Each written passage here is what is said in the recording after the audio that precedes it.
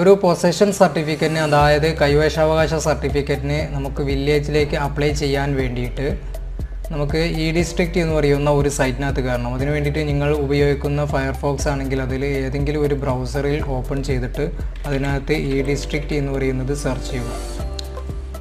E district search ചെയ്ത് കഴിഞ്ഞാൽ നമുക്കിവിടെ E district government of Kerala എന്ന് പറയുന്ന ഒരു സൈറ്റ് കാണാം. ഇ ഡിസ്ട്രിക്റ്റ് kerala.gov.in എന്ന് പറയുന്ന സൈറ്റിനകത്ത് കയറിയിട്ടാണ് നമ്മൾ ഇതിന് അപ്ലൈ ചെയ്യേണ്ടത്. അതിന് വേണ്ടിയിട്ട് ഞാൻ ഈ ലിങ്കിൽ ക്ലിക്ക് ചെയ്യുന്നു. അതിനുശേഷം നമുക്ക് ഇ ഡിസ്ട്രിക്റ്റിൻ്റെ ഒരു സൈറ്റിൽ കയറുന്നതാണ്. നിങ്ങൾക്ക് ഓൾറെഡി ഇ ഡിസ്ട്രിക്റ്റിനകത്ത് ഒരു അഡ്രസ്സ് ഇല്ല എന്നുണ്ടെങ്കിൽ, അതായത് നിങ്ങൾ ആ ഇ ഡിസ്ട്രിക്റ്റിനകത്ത് ലോഗിൻ ചെയ്തിട്ട് വേണം നമുക്ക് ഈ ഒരു പൊസിഷന് അപ്ലൈ ചെയ്യാനായിട്ട്. അതിന് നിങ്ങൾക്ക് അക്കൗണ്ട് ഇല്ല എന്നുണ്ടെങ്കിൽ നിങ്ങൾക്കിവിടെ ക്രിയേറ്റ് യുവർ അക്കൗണ്ട് നൗ എന്ന് പറയുന്ന ഈ ബട്ടൺ ക്ലിക്ക് ചെയ്തിട്ട് നിങ്ങൾക്ക് അക്കൗണ്ട് ക്രിയേറ്റ് ചെയ്യാവുന്നതാണ്. ഇതിന് പോർട്ടൽ യൂസർ ക്രിയേഷൻ എന്നാണ് പറയുക. ഇത് ഈ കംപ്ലീറ്റ് ഡീറ്റെയിൽസ് എല്ലാം നിങ്ങൾക്ക് കൊടുത്തു കഴിഞ്ഞാൽ നിങ്ങൾക്ക് ഇവിടെ ഒരു പോർട്ടൽ യൂസർ ക്രിയേഷൻ ചെയ്യാം. ഇങ്ങനെ ക്രിയേറ്റ് ചെയ്തിട്ട് വേണം നിങ്ങൾ പിന്നെ സൈൻ ഇൻ ചെയ്യണം. അതിനുശേഷം എന്നിട്ട് വേണം നിങ്ങൾക്ക് അപ്ലൈ ചെയ്യാനായിട്ട്. ഈ പോർട്ടൽ യൂസർ ക്രിയേഷൻ ചെയ്യുന്ന ഒരു വീഡിയോ ഞാൻ ഓൾറെഡി അപ്ലോഡ് ചെയ്തിട്ടുണ്ട്. അതിൻ്റെ ലിങ്ക് ഞാനിവിടെ മുകളിൽ നൽകാം. അതിൻ്റെ വീഡിയോ ലിങ്ക് ഞാനിവിടെ താഴത്ത് ഡിസ്ക്രിപ്ഷനിൽ നൽകാം. നിങ്ങൾക്ക് അത് വാച്ച് ചെയ്തിട്ട് നിങ്ങൾ ഈ പോർട്ടൽ യൂസർ ക്രിയേഷൻ ചെയ്ത് കഴിഞ്ഞതിന് ശേഷം വേണം ഈ പൊസിഷന് അപ്ലൈ ചെയ്യാനായിട്ട് നിങ്ങൾ ഈ സൈറ്റിൽ കയറേണ്ടത്.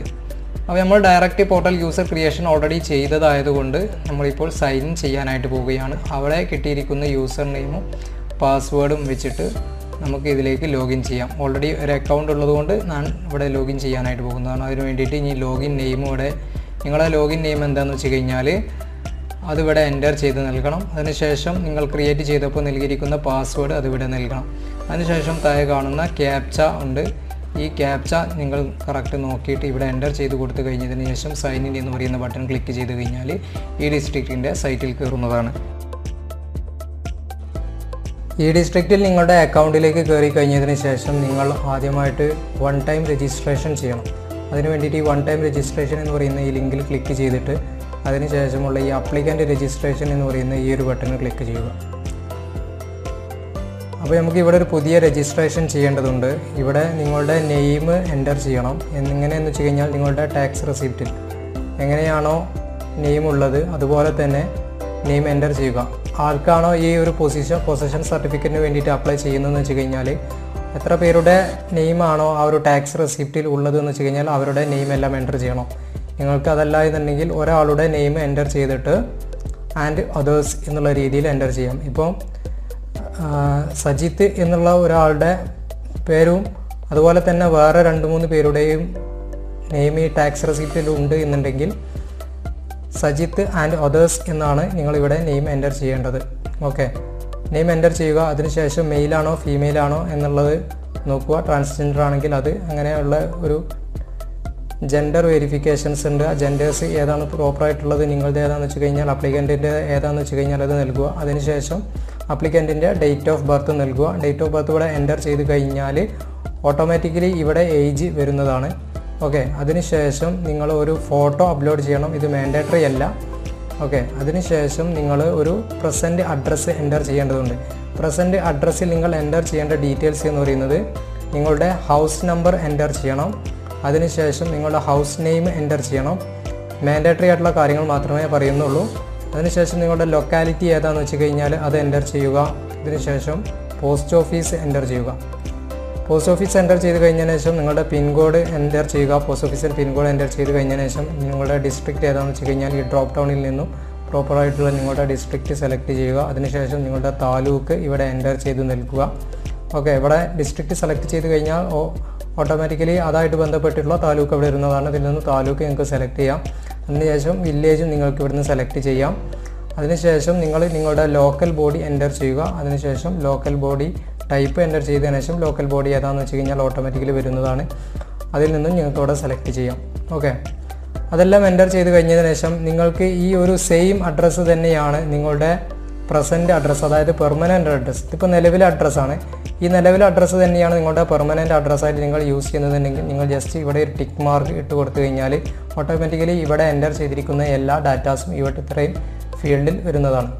ഡാറ്റാസ് എല്ലാം എൻ്റർ ചെയ്ത് കഴിഞ്ഞതിന് ശേഷം നിങ്ങൾക്ക് പേഴ്സണൽ ഡീറ്റെയിൽസ് കൊടുക്കാം. Personal details fathers name mandatory ആണ്, മദേഴ്സ് നെയിം മാൻഡേറ്ററി ആണ്, അതുപോലെ മാൻഡേറ്ററി ആയിട്ടുള്ളത് ഗാർഡിയൻ നെയിമാണ്. ഓക്കെ, ഇവിടെ നിങ്ങൾ ഈ ഗാർഡിയൻ നിങ്ങളാണ് എന്നുണ്ടെങ്കിൽ നിങ്ങൾക്ക് ഇവിടെ സെൽഫ് എന്നുള്ളത് എൻ്റർ ചെയ്യാം. ഓക്കെ, ഈ 3 ഡീറ്റെയിൽസും എൻ്റർ ചെയ്യാനായിട്ട് ശ്രമിക്കുക. അതല്ല എന്നുണ്ടെങ്കിൽ നിങ്ങൾ ഗാർഡിയൻ എന്നുള്ളത് കൊടുത്തു കഴിഞ്ഞാലും ചില സമയങ്ങളിൽ ഇത് ആപ്ലിക്കേഷൻ മുന്നോട്ട് പോകുന്നതായിട്ട് കാണപ്പെട്ടിട്ടുണ്ട്. ഓക്കെ, നിങ്ങൾ എന്തായാലും 3 കൊടുക്കാനായിട്ട് ശ്രമിക്കുക, അതായിരിക്കും നന്നാവുക.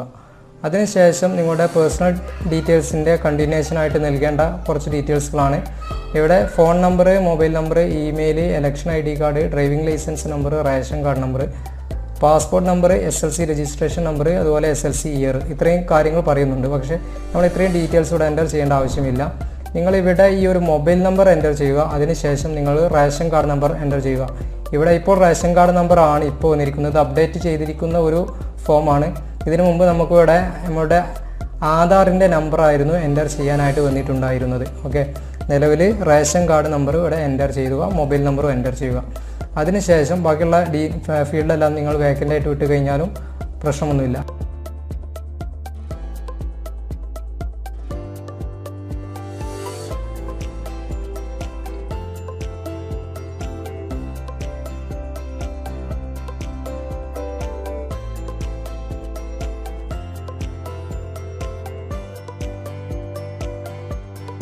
ശേഷം നിങ്ങൾ ഈ ചെക്ക് റൂബ്രിക്കേറ്റ് എന്ന് പറയുന്ന ബട്ടൺ ക്ലിക്ക് ചെയ്യുമ്പോഴാണ് നിങ്ങൾക്ക് verified click submit button four further process എന്ന് പറയുന്ന ഒരു അലേർട്ട് മെസ്സേജ് ഉണ്ടാവും. ഇത് ഓക്കെ ക്ലിക്ക് ചെയ്ത് കഴിഞ്ഞതിന് ശേഷം നിങ്ങളിവിടെ സബ്മിറ്റ് എന്ന് പറയുന്ന ബട്ടൺ ക്ലിക്ക് ചെയ്യണം.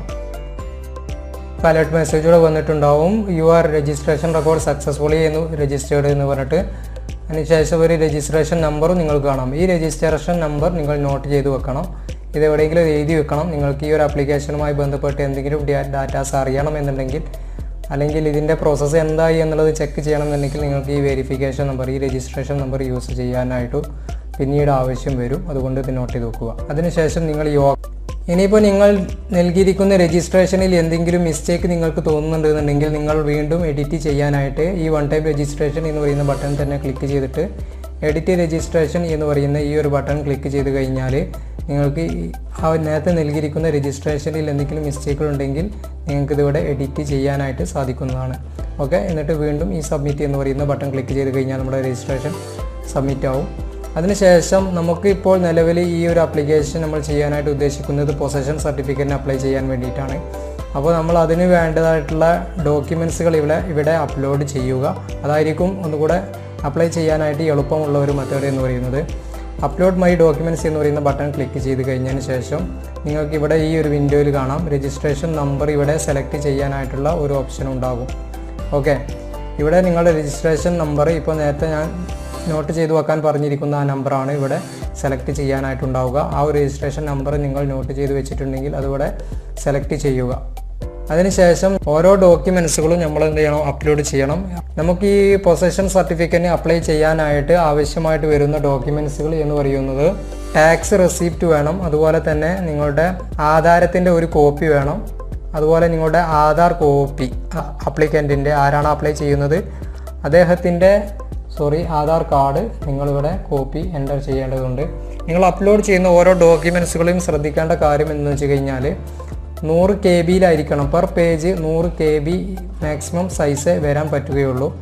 100 KB മുകളിൽ വരാനായിട്ട് പറ്റുകയില്ല. അതുപോലെ തന്നെ നിങ്ങൾക്ക് ഇപ്പോൾ ഒരു ആധാരത്തിൻ്റെ കോപ്പി എടുക്കുകയാണെന്നുണ്ടെങ്കിൽ, അല്ലെങ്കിൽ ആധാരം അപ്ലോഡ് ചെയ്യുന്ന സമയത്താണെന്നുണ്ടെങ്കിൽ നിങ്ങൾക്ക് ആധാരത്തിൻ്റെ ഫ്രണ്ട് പേജ്, ബാക്ക് പേജ്, അതുപോലെ ടേബിൾ പേജ്, ഈ 3 പേജും നിങ്ങൾ ഫോട്ടോ എടുത്തിട്ട് ഒരൊറ്റ ഡോക്യുമെൻറ്റിലാക്കി വെച്ചിട്ട് വേണം നിങ്ങൾ അത് അപ്ലോഡ് ചെയ്യേണ്ടത്. ആ അപ്ലോഡ് ചെയ്യുന്ന ഒരു ഡോക്യുമെൻറ്റിലെ ഓരോ പേജും ഫ്രണ്ട്, ബാക്ക്, ആ ടേബിൾ ഓരോന്നും 100 KB സൈസിൽ താഴെയായിരിക്കണം. എന്നിട്ട് നിങ്ങൾക്ക് ആ ഡോക്യുമെൻറ്റ് ഇവിടുന്ന് സെലക്ട് ചെയ്യാം. നിങ്ങൾക്ക് ഇവിടുന്ന് ഏതൊക്കെ ഡോക്യുമെൻ്റാണെന്ന് വെച്ച് കഴിഞ്ഞാൽ ആ ഡോക്യുമെൻറ്റ് ഇവിടുന്ന് സെലക്ട് ചെയ്യാം. എന്നിട്ട് ഈ ബ്രൗസ് എന്ന് പറയുന്ന ബട്ടൺ ക്ലിക്ക് ചെയ്യുക.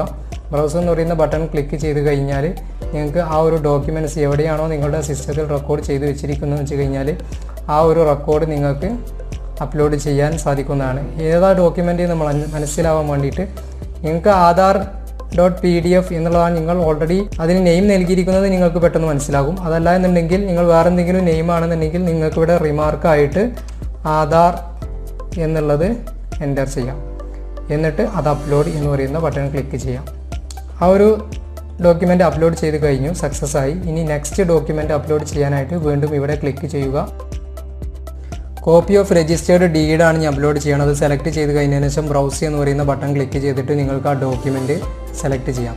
പക്ഷേ ഇവിടെ ഡോക്യുമെൻറ്റ് സെലക്ട് ചെയ്യുമ്പോൾ നമ്മുടെ നിലവിൽ ഇപ്പോൾ ഉള്ള ഒരു സൈസ് എന്ന് പറയുന്നത് 147 KB അല്ലെങ്കിൽ 148 KB സൈസാണുള്ളത്.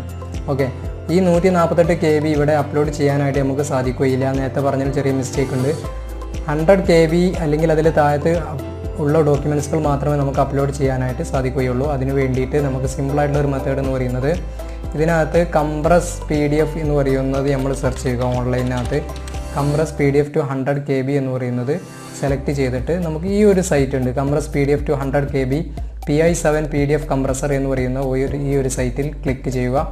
എന്നിട്ട് നിങ്ങളുടെ ആ ഒരു PDF സെലക്ട് ചെയ്യാൻ വേണ്ടിയിട്ട് സെലക്ട് PDF എന്ന് പറയുന്ന ബട്ടൺ ക്ലിക്ക് ചെയ്ത് കഴിഞ്ഞതിന് ശേഷം ആ ഒരു ഡോക്യുമെൻറ്റ് കംപ്രസ് ചെയ്യേണ്ട ഡോക്യുമെൻറ്റ് സെലക്ട് ചെയ്ത് കഴിഞ്ഞതിന് ശേഷം ഓപ്പൺ എന്ന് പറയുന്ന ബട്ടൺ ക്ലിക്ക് ചെയ്യുക. എന്നിട്ട് നിങ്ങൾക്ക് ഇവിടെ എത്രയാണോ നിങ്ങൾ ആ PDF സൈസ് എത്ര സൈസിലേക്കാണോ മാറ്റേണ്ടതെന്ന് വെച്ച് കഴിഞ്ഞാൽ ആ സൈസ് നിങ്ങൾക്ക് ഇവിടെ എൻ്റർ ചെയ്ത് നൽകാം. ഓക്കെ, എൻ്റർ ചെയ്ത് നൽകി കഴിഞ്ഞതിന് ശേഷം നിങ്ങൾക്ക് ഈ കംപ്രസ് എന്ന് പറയുന്ന ഈ ഒരു ബട്ടൺ ക്ലിക്ക് ചെയ്യാം. അപ്പോൾ 100 KB ആണ് നമുക്ക് വേണ്ടത്. അതിനുവേണ്ടി 100 എന്ന് പറയുന്നത് എൻ്റർ ചെയ്ത് കഴിഞ്ഞതിന് ശേഷം കംപ്രസ് എന്ന് പറയുന്ന ഈ ഒരു ബട്ടൺ ക്ലിക്ക് ചെയ്ത് കഴിഞ്ഞാൽ നമുക്ക് സിമ്പിളായിട്ട് 100 KB താഴെയുള്ള ഒരു ഫയൽ നമുക്ക് ഡൗൺലോഡ് ചെയ്യാനായിട്ട് സാധിക്കുന്നതാണ്. അതിന് വേണ്ടിയിട്ട് നമുക്കത് ഇപ്പോൾ ഈ ഒരു 96 KB ഒരു ഫയൽ നമുക്ക് കംപ്രസ്ഡായിട്ട് കിട്ടിയിട്ടുണ്ട്. ഈ ഒരു നെയിം വളരെ ലെങ്ത് ഉള്ളതായതുകൊണ്ട് അതിൻ്റെ നെയിം ജസ്റ്റ് ഒന്ന് എൻ്റർ ചെയ്യുക. നെയിം എൻ്റർ ചെയ്ത് ആധാരം.pdf ആയിട്ട് എൻ്റർ ചെയ്ത് കഴിഞ്ഞതിന് ശേഷം ഡൗൺലോഡ് എന്ന് പറയുന്ന ബട്ടൺ ക്ലിക്ക് ചെയ്യാം. ഓക്കെ, ഇപ്പോൾ നിങ്ങൾക്ക് 100 KB സൈസിലുള്ള ഒരു ഡോക്യുമെൻറ്റ് നിങ്ങൾക്ക് നിങ്ങളുടെ സിസ്റ്റത്തിൽ ഡൗൺലോഡ് ചെയ്ത് കിട്ടിയിട്ടുണ്ടാകും. നിങ്ങൾ വീണ്ടും ഈ ഡിസ്ട്രിക്റ്റ് എന്ന് പറയുന്ന സൈറ്റിലേക്ക് വന്നിട്ട് ബ്രൗസ് എന്ന് പറയുന്ന ബട്ടൺ ക്ലിക്ക് ചെയ്ത് കഴിഞ്ഞതിന് ശേഷം നിങ്ങളിപ്പോൾ ഡൗൺലോഡ് ചെയ്തിരിക്കുന്ന ഡോക്യുമെൻറ്റ് നിങ്ങളുടെ സിസ്റ്റത്തിൽ വന്നിട്ടുണ്ടാകും. അത് സെലക്ട് ചെയ്തിട്ട് ഓപ്പൺ എന്ന് പറയുന്ന ബട്ടൺ ക്ലിക്ക് ചെയ്യാം. ഓക്കെ, അതിനുശേഷം അപ്ലോഡ് എന്ന് പറയുന്ന ബട്ടൺ ക്ലിക്ക് ചെയ്ത് കഴിഞ്ഞാൽ ആ ഒരു ഡോക്യുമെൻറ്റ് നമുക്കിവിടെ സക്സസ്ഫുള്ളി അപ്ലോഡ് ചെയ്യാനായിട്ട് സാധിച്ചിട്ടുണ്ട്. അതിനുശേഷം നമുക്ക് പൊസഷൻ അപ്ലൈ ചെയ്യാൻ വേണ്ടിയിട്ട് ഒരൊറ്റ ഡോക്യുമെൻ്റ് കൂടെ അപ്ലൈ ചെയ്യണം. അത് ലാൻഡ് ടാക്സ് ആണ്. ബിൽഡിംഗ് ലാൻഡ് ടാക്സ് അല്ലെങ്കിൽ ലാൻഡ് ടാക്സ് റെസിപ്റ്റാണ് നിങ്ങൾ അപ്ലോഡ് ചെയ്യേണ്ടത്. അത് വേണ്ടിയിട്ട് ലാൻഡ് ടാക്സ് റെസിപ്റ്റ് എന്നുള്ളത് ഈ ഒരു ഡ്രോപ്പ് ഡൗണിൽ നിന്നും സെലക്ട് ചെയ്യുക. അതിനുശേഷം ബ്രൗസ് എന്ന് പറയുന്ന ബട്ടൺ ക്ലിക്ക് ചെയ്യുക. നേരത്തെ ചെയ്തതുപോലെയൊക്കെ തന്നെയാണ് ഈ പ്രോസസ്സും എന്ന് പറയുന്നത്. എന്നിട്ട് നിങ്ങളുടെ ആ ഒരു ലാൻഡ് ടാക്സിൻ്റെ PDF ഫയൽ വേണം. നമ്മൾ എപ്പോഴും ഏത് ഡോക്യുമെൻറ്റ് അപ്ലോഡ് ചെയ്യുമ്പോൾ PDF ഡോക്യുമെൻറ്റ് വേണം അപ്ലോഡ് ചെയ്യേണ്ടത്. ആ ഒരു PDF ഡോക്യുമെൻറ്റ് സെലക്ട് ചെയ്ത് കഴിഞ്ഞ ശേഷം ഓപ്പൺ നൽകുക. ഓക്കെ, ആ ഒരു PDF ഫയൽ 100 KB താഴെയാണ് PDF ഫയലുമാണ് എന്നുണ്ടെങ്കിൽ നിങ്ങൾക്ക് അപ്ലോഡ് എന്ന് പറയുന്ന ബട്ടൺ ക്ലിക്ക് ചെയ്ത് കഴിഞ്ഞാൽ ആ ഒരു ഡോക്യുമെൻറ്റും സക്സസ്ഫുള്ളി അപ്ലോഡ് ചെയ്ത് കഴിഞ്ഞു. ഇനി നമുക്ക് പൊസഷൻ അപ്ലൈ ചെയ്യാൻ ആവശ്യമായിട്ടുള്ള ഡോക്യുമെൻറ്റ്സുകൾ അപ്ലോഡ് ചെയ്ത് കഴിഞ്ഞു. ഇനി നമുക്ക് ഡയറക്റ്റ് അപ്ലൈ ചെയ്യാനായിട്ട് പോകാം. അതിന് വേണ്ടിയിട്ട്, അതായത് പൊസഷൻ അപ്ലൈ ചെയ്യാനായിട്ട് പോകാം. അതിന് വേണ്ടിയിട്ട് സർട്ടിഫിക്കറ്റ് സർവീസ് എന്ന് പറയുന്ന ഈ ഒരു ബട്ടൺ ഉണ്ടല്ലോ, ഇതിൽ ക്ലിക്ക് ചെയ്യുക. ഓക്കെ, അതിനുശേഷം ഇവിടെ താഴത്ത് കാണാം പൊസഷൻ എന്ന് പറയുന്നത്, അതിൽ ക്ലിക്ക് ചെയ്യുക. അതിൽ ക്ലിക്ക് ചെയ്ത് കഴിഞ്ഞാൽ നിങ്ങളുടെ ഈ ഒരു ലാൻഡുമായി ബന്ധപ്പെട്ടിട്ടുള്ള, അല്ലെങ്കിൽ ഇപ്പോൾ ബിൽഡിംഗ് ആണെന്നുണ്ടെങ്കിൽ ആ ബിൽഡിങ്ങുമായി ബന്ധപ്പെട്ടിട്ടുള്ള ഡീറ്റെയിൽസുകൾ നിങ്ങളിവിടെ എൻ്റർ ചെയ്ത് നൽകണം. അതിന് വേണ്ടിയിട്ട് നിങ്ങൾ ആദ്യമായിട്ട് ഇപ്പോൾ രജിസ്റ്റർ ചെയ്തിരിക്കുന്ന ആ ഒരു രജിസ്ട്രേഷൻ നമ്പർ ഇവിടെ ആദ്യം സെലക്ട് ചെയ്യണം. രജിസ്ട്രേഷൻ ചെയ്തിരിക്കുന്ന നമ്പർ സെലക്ട് ചെയ്ത് കഴിഞ്ഞാൽ നിങ്ങൾക്ക് അതുമായി ബന്ധപ്പെട്ടിട്ടുള്ള ഡീറ്റെയിൽസുകൾ ഇവിടെ എൻ്റർ ചെയ്യാം.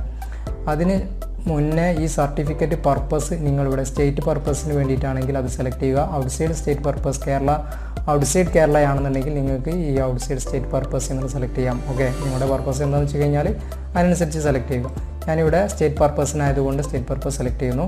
അതിനുശേഷം ടു ബി പ്രൊഡ്യൂസ്ഡ് ബിഫോർ, എവിടേക്ക് വേണ്ടിയിട്ടാണ് ഈ ഒരു സർട്ടിഫിക്കറ്റ്, അതായത് ഈ പൊസഷൻ ആർക്ക് എവിടെ വേണമെന്നാണ് നമ്മൾ ഇത് സബ്മിറ്റ് ചെയ്യാൻ പറഞ്ഞിരിക്കുന്നതെന്ന് വെച്ച് കഴിഞ്ഞാൽ അത് ഇവിടെ എൻ്റർ ചെയ്യുക. ഓക്കെ, അപ്പോൾ എന്നോട് പറഞ്ഞിരിക്കുന്നത് വില്ലേജ് ഓഫീസിലേക്ക് അപ്ലൈ ചെയ്യാനായിട്ട് വേണ്ടിയിട്ടുള്ളതാണ്, അല്ലെങ്കിൽ വില്ലേജ് ഓഫീസിൽ സമർപ്പിക്കാൻ വേണ്ടിയിട്ടാണ്. അപ്പോൾ നിങ്ങൾ എന്ത് ചെയ്യുക, വില്ലേജ് ഓഫീസ് എന്നുള്ളത് ഇവിടെ എൻ്റർ ചെയ്യുക.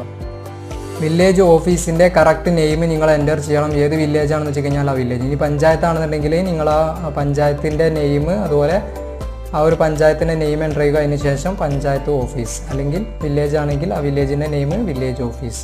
ആ രീതിയിൽ എൻ്റർ ചെയ്യുക. ഇനി ബാങ്ക് ആണെന്നുണ്ടെങ്കിൽ ഏത് ബ്രാഞ്ചിലുള്ള ബാങ്ക് എന്നുള്ള രീതിയിൽ ഇവിടെ കറക്റ്റ് എൻ്റർ ചെയ്ത് നൽകണം. ഓക്കെ, അങ്ങനെയാണ് നിങ്ങളിവിടെ ഡീറ്റെയിൽസുകൾ എൻ്റർ ചെയ്യേണ്ടത്. അതിനുശേഷം നിങ്ങൾക്ക് നിങ്ങളുടെ ബിൽഡിങ്ങുമായി ബന്ധപ്പെട്ട് അല്ലെങ്കിൽ ലാൻഡുമായി ബന്ധപ്പെട്ടിട്ടുള്ള ആ ഒരു ഡിസ്ട്രിക്റ്റ് ഏതാണെന്ന് വെച്ച് കഴിഞ്ഞാൽ അത് സെലക്ട് ചെയ്യാം. അതിനുശേഷം താലൂക്ക് സെലക്ട് ചെയ്യാം. അതിനുശേഷം വില്ലേജ്, ഏത് വില്ലേജിലാണ് ആ ലാൻഡ് ഉൾക്കൊള്ളുന്നതെന്ന് വെച്ച് കഴിഞ്ഞാൽ ആ വില്ലേജ് സെലക്ട് ചെയ്യുക. അതിനുശേഷം നിങ്ങളുടെ ഓൾഡ് സർവേ നമ്പർ എൻ്റർ ചെയ്യണം.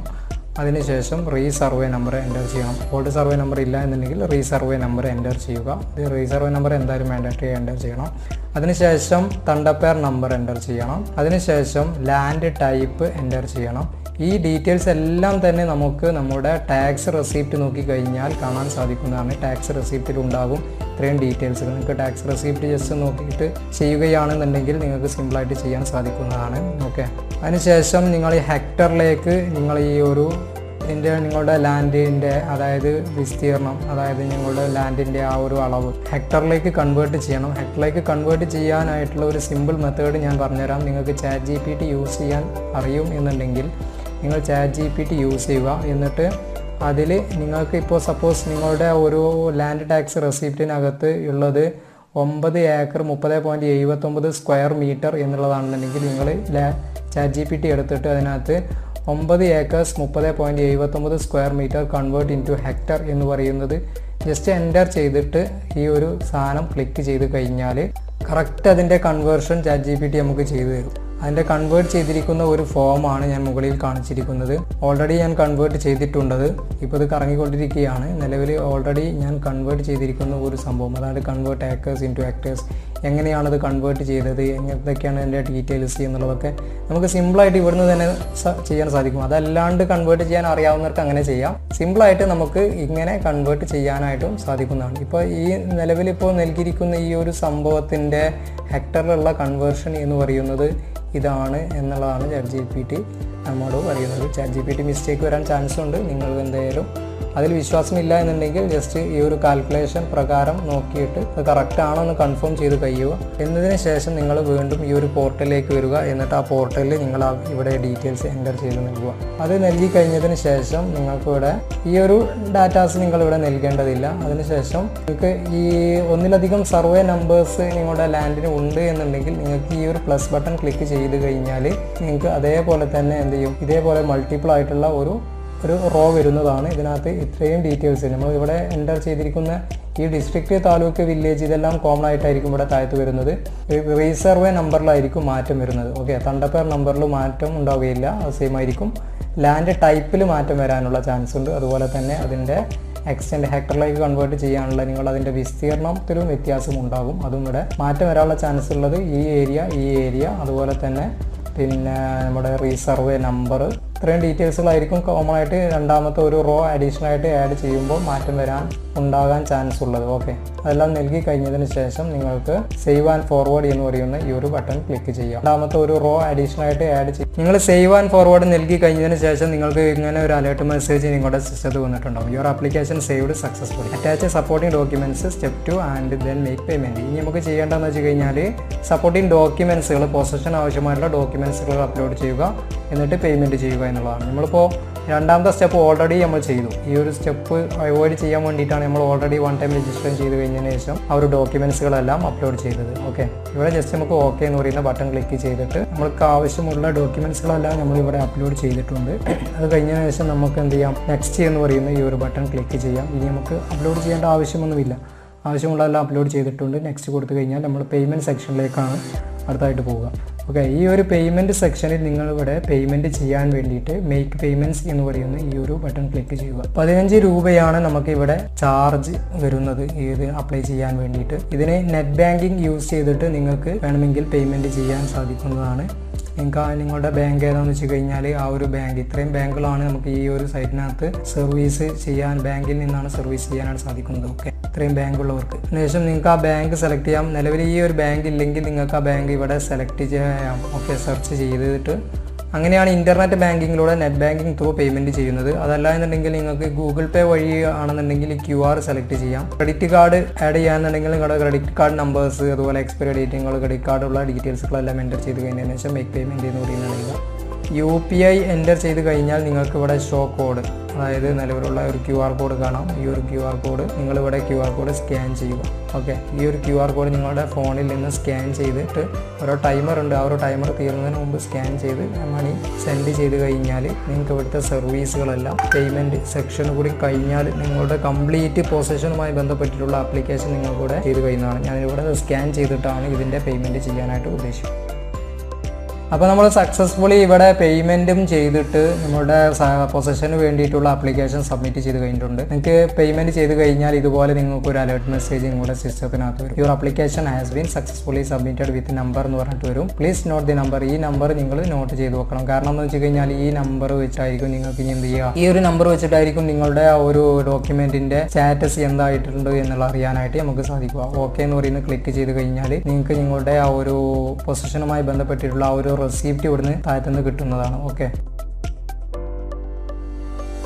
ഇനി നിങ്ങൾക്ക് റെസിപ്റ്റ് പ്രിന്റ് ചെയ്യണമെന്നുണ്ടെങ്കിൽ ഈ പ്രിന്റ് റെസിപ്റ്റ് എന്ന് പറയുന്ന ഈ ഒരു ബട്ടൺ ക്ലിക്ക് ചെയ്യാം. ഇത് താഴത്തേക്ക് സ്ക്രോൾ ചെയ്താലാണ് നമുക്ക് കാണാനായിട്ട് സാധിക്കുന്നത്. പ്രിന്റ് റെസിപ്റ്റ് എന്ന് പറയുന്ന ബട്ടൺ ക്ലിക്ക് ചെയ്യാം. അതല്ല എന്നുണ്ടെങ്കിൽ ഈ ആപ്ലിക്കേഷൻ പ്രിന്റ് ചെയ്യണമെന്നുണ്ടെങ്കിൽ പ്രിന്റ് ആപ്ലിക്കേഷൻ എന്ന് പറയുന്ന ബട്ടൺ ക്ലിക്ക് ചെയ്ത് കഴിഞ്ഞാൽ നിങ്ങളുടെ ആപ്ലിക്കേഷൻ ഇവിടെ നിങ്ങൾക്ക് കാണാനായിട്ട് സാധിക്കുന്നതാണ്. ഓക്കെ, ഈ ഒരു ആപ്ലിക്കേഷൻ നിങ്ങളുടെ സിസ്റ്റത്തിലേക്ക് നിങ്ങൾക്ക് ഡൗൺലോഡ് ചെയ്തെടുക്കാനായിട്ട് സാധിക്കുന്നതാണ്. നിങ്ങൾ ഫിൽ ചെയ്തിട്ടുള്ള ഡീറ്റെയിൽസ് എല്ലാം ഈ ഒരു ആപ്ലിക്കേഷൻ നിങ്ങൾക്ക് കാണാൻ സാധിക്കുന്നതാണ്. ഓക്കെ, നിങ്ങൾക്കിതൊന്ന് വെരിഫൈ ചെയ്യാം. അതിനുശേഷം എന്തെങ്കിലും മിസ്റ്റേക്സ് ഉണ്ടെങ്കിൽ ഈ പ്രീവിയസ് എന്ന് പറയുന്ന ബട്ടൺ ക്ലിക്ക് ചെയ്ത് ഇതിലോട്ട് പോയിട്ട് എഡിറ്റ് ചെയ്യാം. അതല്ലാന്നുണ്ടെങ്കിൽ പ്രിന്റ് എന്ന് പറയുന്ന ഈ ഒരു ബട്ടൺ ക്ലിക്ക് ചെയ്തിട്ട് നിങ്ങൾക്കിവിടെ സിസ്റ്റത്തിലേക്ക് പ്രിന്റ് ചെയ്തെടുക്കാനായിട്ട് സാധിക്കുന്നതാണ്. ഓക്കെ, ഇപ്പോൾ എങ്ങനെയാണ് നിങ്ങളുടെ ആപ്ലിക്കേഷൻ വരുന്നത്? ഇത് ജസ്റ്റ് പ്രിന്റ് എന്ന് പറയുന്ന ബട്ടൺ ക്ലിക്ക് ചെയ്ത് കഴിഞ്ഞാൽ നിങ്ങളുടെ സിസ്റ്റത്തിലേക്ക് നിങ്ങൾക്ക് എന്ത് ചെയ്യാം, എന്നിട്ട് അത് പ്രിന്റ് ചെയ്തെടുക്കാം.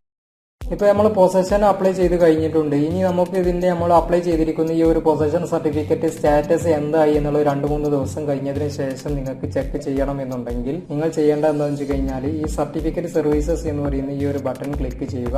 അതിനുശേഷം ട്രാക്ക് മൈ സർട്ടിഫിക്കറ്റ് അപ്ലിക്കേഷൻസ് എന്നുള്ളത് ഈ ഒരു ബട്ടൺ ക്ലിക്ക് ചെയ്യുക. ഓക്കെ, ഇതിൽ ക്ലിക്ക് ചെയ്ത് കഴിഞ്ഞാൽ നിങ്ങൾ അപ്ലൈ ചെയ്തിരിക്കുന്ന സർട്ടിഫിക്കറ്റ് ഏതെങ്കിലും ഉണ്ടെന്നെങ്കിൽ ഇവിടെ ലിസ്റ്റ് ചെയ്തിട്ടുണ്ടാകും. അതിപ്പോൾ നിലവിൽ കണ്ടില്ലേ, ഇപ്പോൾ നമ്മൾ അപ്ലൈ ചെയ്തിട്ടുള്ളൂ. ഇവിടെ പ്രോസസ്സിംഗ് എന്ന് കാണിക്കുന്നത്. ഇതുപോലെ ഇനി ഇവിടെ അപ്രൂവ് എന്ന് പറയുന്നത് കാണിക്കുന്നുണ്ടെങ്കിൽ നിങ്ങൾക്ക് അത് നിങ്ങൾക്ക് ഈ സിസ്റ്റത്തിൽ നിന്ന് ഡൗൺലോഡ് ചെയ്തെടുക്കാനായിട്ട് സാധിക്കുന്നതാണ്. ഓക്കെ, ഇത് എങ്ങനെ ചെയ്യുന്നതെന്ന് വെച്ച് കഴിഞ്ഞാൽ നിലവിൽ അത് ഡൗൺലോഡ് ചെയ്തിട്ട് വീഡിയോ വേണമെന്നുണ്ടെങ്കിൽ അതിൻ്റെ വീഡിയോ നമുക്ക് ചെയ്യാവുന്നതാണ്. ഓക്കെ, അത് പ്രശ്നമില്ല. അപ്പോൾ നിങ്ങൾക്ക് ഈ വീഡിയോ ഉപകാരപ്പെട്ടിട്ടുണ്ടെന്ന് വിചാരിക്കുന്നു. ഈ വീഡിയോ നിങ്ങൾക്ക് ഉപകാരപ്പെട്ടിട്ടുണ്ടെങ്കിൽ തീർച്ചയായും നമ്മുടെ ചാനലൊന്ന് മറക്കാതെ സബ്സ്ക്രൈബ് ചെയ്യണം. അതുപോലെ തന്നെ ഇതുമായി ബന്ധപ്പെട്ട് എന്തെങ്കിലും ഡൗട്ട് ഉണ്ടെങ്കിൽ കമൻറ്റ് സെക്ഷനിൽ അറിയിക്കണം. ഓക്കെ, അപ്പോൾ വീഡിയോ ഇഷ്ടപ്പെട്ട് കഴിഞ്ഞാൽ ഒരു ലൈക്ക് നൽകുക. തീർച്ചയായും ഒന്ന് സബ്സ്ക്രൈബ് ചെയ്യുക, ഒന്ന് സപ്പോർട്ട് ചെയ്യുക. ഓക്കെ, അപ്പോൾ ഇതുപോലത്തെ ഉപകാരപ്പെടുന്ന വീഡിയോയുമായി നമ്മൾ വീണ്ടും വരുന്നതാണ്. അപ്പോൾ പുതിയ വീഡിയോയുമായി വീണ്ടും കാണാം. ഇതുവരേക്കും ബൈ.